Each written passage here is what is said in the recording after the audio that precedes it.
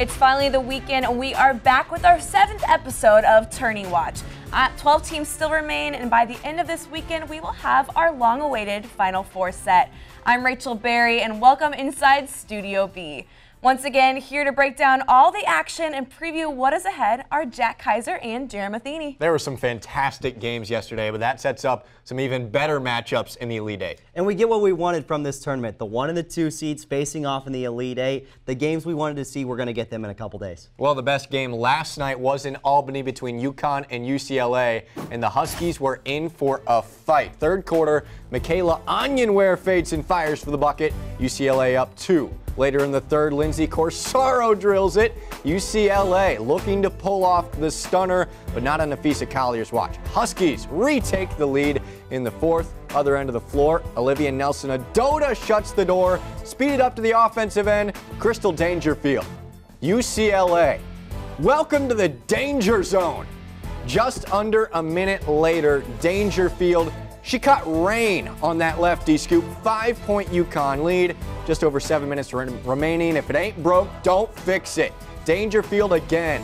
UConn able to hang on from there and advance to its 14th consecutive Elite Eight. Crystal, your first field goal of this game didn't come until 3 minutes left in the third quarter. What was going wrong and how did you fix it? I think we were kind of looking for fouls to be called. We weren't really taking to the rim, just trying to score. And Coach told us to come out in the second half and be really aggressive.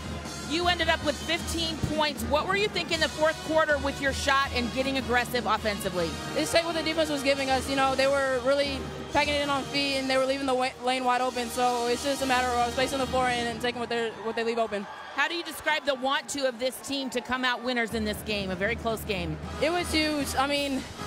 There were obviously some doubts for this team, but I think we handled it the right way and we came out and got the win. All right, we'll see you back here. Thank you. Our second game in Albany, Louisville and Oregon State. Cardinals looking to get back to the Final Four for the second consecutive year. Sam Fioring with the deep tray. Cards up 5. Third quarter, Dana Evans on the defensive end gets the steal, runs out in transition and lays it home. Louisville to the Elite Eight to take on UConn in Albany. Oregon and South Dakota State in Portland. Third quarter, Ducks up 14. Ruthie Hebert on the post. Up, under, and in. 16-point lead for Oregon, 7 minutes to play. Hebert again goes give and go with Ionescu, who drops the picture-perfect pocket pass. Oregon cruises by 10. Mississippi State and Arizona State, third quarter. Anriel Howard gets the steal. In transition, a little pull-up jumper for the senior Tiara McCowan in traffic in the fourth quarter. She kisses the glass to perfection. Bulldogs win 76-53, and they're living the best of both worlds. Why are they playing this? Oh, yeah. Limo out front. Ooh, ah, ooh. How the styles, every shoe, every color. Yeah. Kind of fun. I don't know the rest of the words. Come on, Andy. I don't know this word. So you get the best of both worlds. Chilling out at the then you rock out the show. You messed up the word. Guitar. You get the best of both worlds. Chilling out, take it slow. Then you rock out the show. Mix it all together and you know we got the best of both. 2 regional finals are set, so let's take a look at the updated bracket. A matchup of 2 powerhouses in Albany, Louisville and UConn. They had the largest women's college basketball crowd in history when they played in Louisville earlier this year. This time they meet with a trip to the Final Four on the line. And these are 2 teams where something has to break. 2 of the top teams in women's college basketball this year. Louisville looking to get back to the Final Four, as well as UConn in their 14th straight Elite Eight appearance. In Portland, it's Mississippi State and Oregon. 2 teams led by All-Americans Tiara McCowan for the Bulldogs and Sabrina Ionescu for the Ducks. You said it all right there, Jack. That's the matchup to watch. Whether McCowan or Ionescu can get more points on the board, whoever does that should be able to pick up the victory. ESPN analyst and former Auburn head coach Nell Fortner now joins us on Tourney Watch. Nell, really appreciate the time. You coached in the SEC for 8 seasons. Right now, Mississippi State's representing the SEC very well. Back-to-back title game appearances, a 1 seed this year. Why have they had such a successful stretch? Well, it starts at the top, Jack. It starts with Vic Schaefer. He is a phenomenal coach. He's done a great job building his program from day one since he got to Mississippi State 7 years ago. So he's got a lot of talented players, but none more so than 6'7" Tierra McCowan.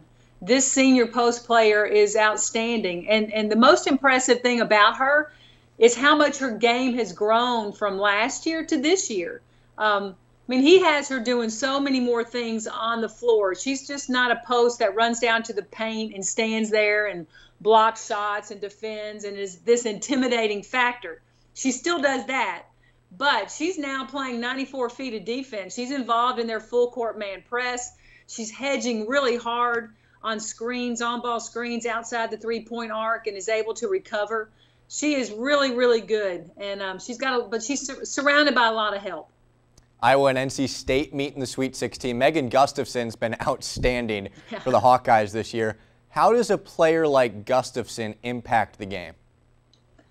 Well, she's a scoring machine. That's the first thing that she has going for her is she's an outstanding scorer, whether she's going to her left or right. I think she's more effective really going over her right shoulder because she's a left-handed shooter. So that's a little bit easier for her to do, but or more comfortable. But she's just a dangerous player when the ball is in her hand in that paint area. She's very, very hard to stop, whether you're double teaming her, triple teaming her. She's just so smart. Should I score, pass it out, repost? Very reliable and consistent players. We're starting to see the best teams emerge as we move throughout the tournament. What's the common factor that separates the teams that are advancing? You know, Jack, as you advance in the NCAA tournament, it becomes very apparent who the best coaches are. And that's what we see happening right now. And in this Sweet 16, I think the coaching is outstanding. We see two mid-major teams in the Sweet 16, South Dakota State. Aaron Johnston has done a phenomenal job there and has for year in and year out. And then Kelly Jolly Harper at Missouri State, outstanding job, just leading her players, first of all, with her grittiness and toughness, but really fundamentally sound with what her players do. And, I mean, it goes without saying Gino and Muffet and all the usual suspects, Kim Mulkey and Dawn Staley. So I love watching the strategy that these coaches come up with. I love watching their adjustments in the game. I think it's an outstanding group of 16 phenomenal coaches. ESPN analyst Nell Fortner, thanks for joining Tourney Watch. Thanks a lot, Jack. With 4 more games today, let's take a look at some insight from a few head coaches. You never get tired of it. Your competitive juices continue to flow, and what you're most excited for as you grow older as a coach is you're excited for those young ladies in the locker room, because it's exciting for those freshmen who've never been to the NCAA playoffs. It's exciting for anybody on your staff that's never been. For me, it just keeps your juices flowing, and you're more experienced, obviously, but we're going to have fun with it. I think it was a lot more fun last year. Only looking back, of course, going through it was not fun. You know, I think it has been different this year with the target on our back. I think we did shoot ourselves in the foot a couple of times throughout the season to not be sure we were going to come out with the #1 seed at the end.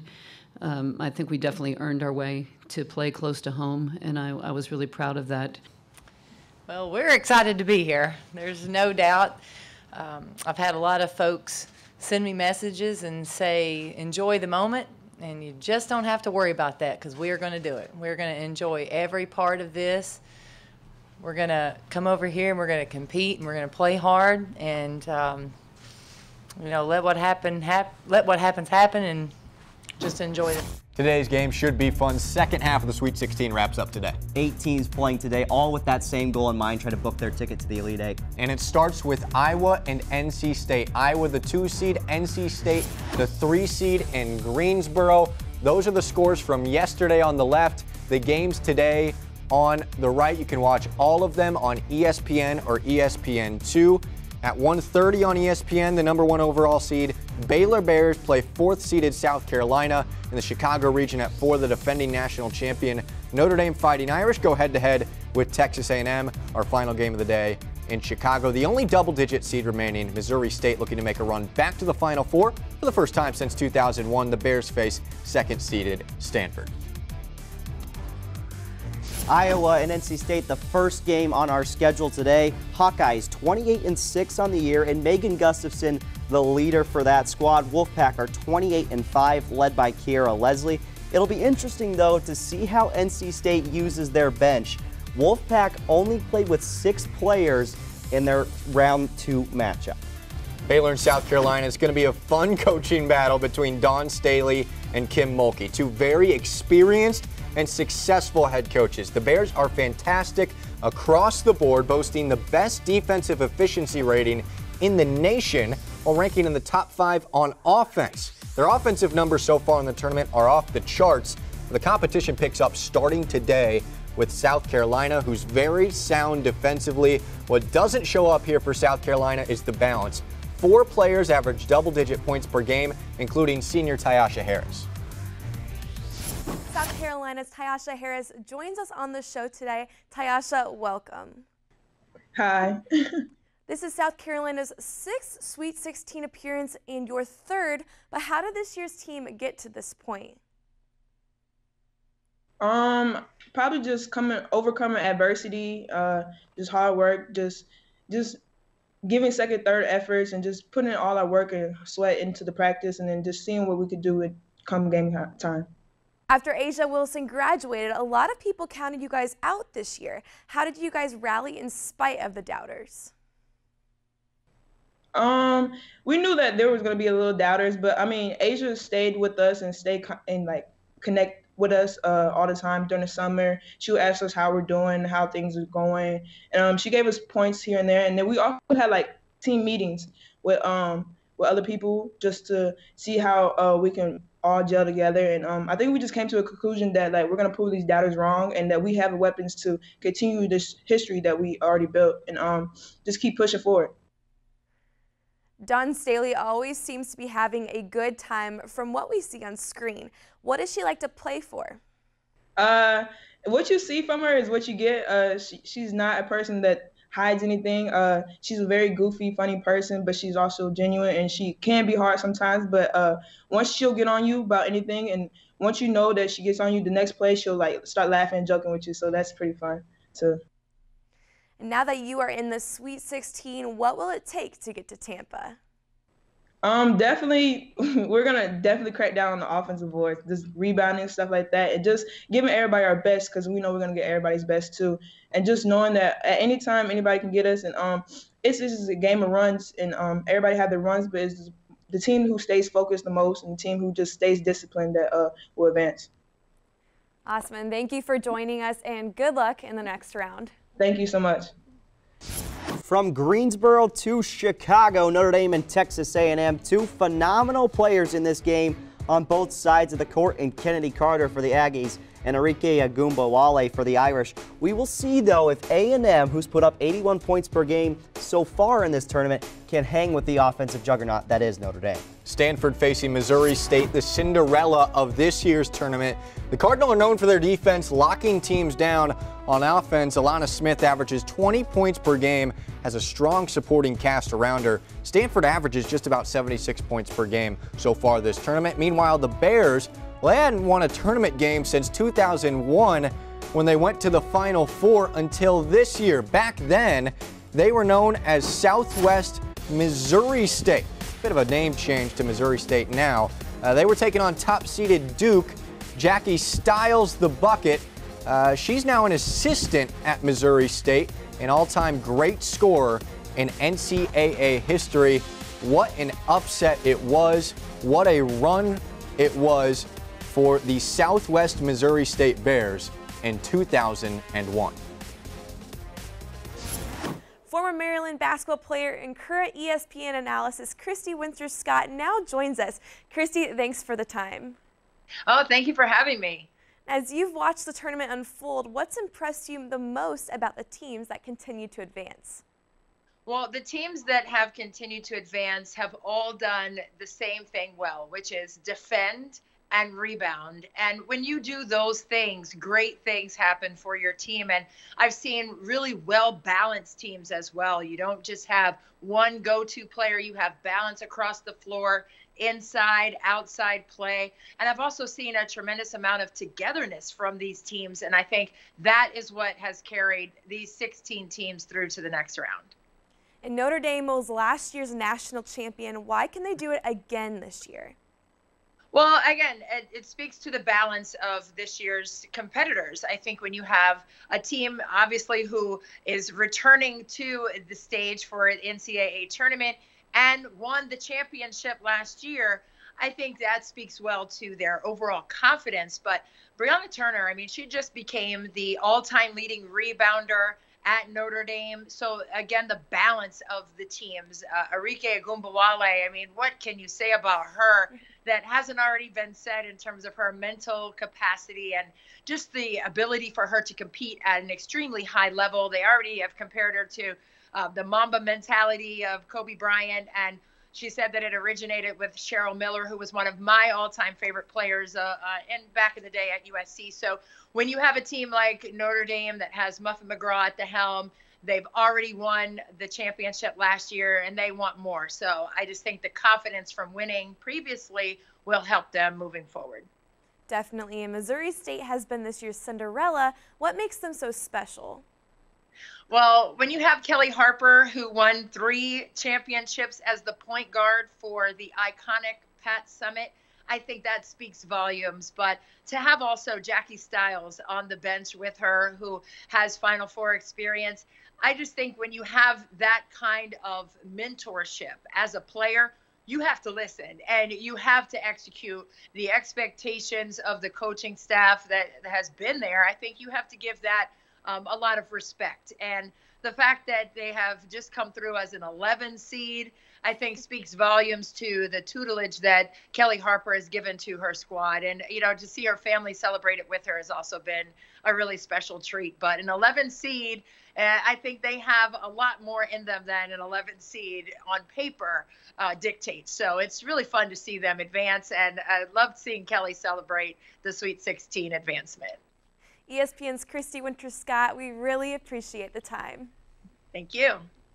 Our 4 players to watch today: Mackenzie Meyer from Iowa, the second option on offense behind Megan Gustafson, but she's been extremely effective from 3. Offense runs through the veins of Juicy Landrum at guard for Baylor. If they can't get it into Kalani Brown, Juicy Landrum's going to be the one that has to score for Baylor. Jackie Young, she's been the quiet star for Notre Dame, averaging 16 points per game and 1.5 blocks so far in the tournament. And finally, the Cinderella team in Missouri State. Alexa Willard has put this team on her back during stretches in this tournament. She's also shooting 53.5% from the field. Well, guys, there have been a lot of great players so far during this tournament, but have you had a favorite moment so far this year? I think Missouri State, and just the fact that they're the only double-digit seed to make it to the Sweet 16 so far. It's good for them to be in this tournament and good for them to be at the point where they're at. Mine would have to be Sabrina Ionescu dropping a triple-double earlier this tournament. She has 18 for her career, the most in NCAA history, men's or women's basketball. And from all of us here at the NCAA, as well as our Ball State Sports Link production crew, thanks for watching Tourney Watch. And remember, you can tune into all the action using hashtag NCAAW. Enjoy your Saturday and today's games.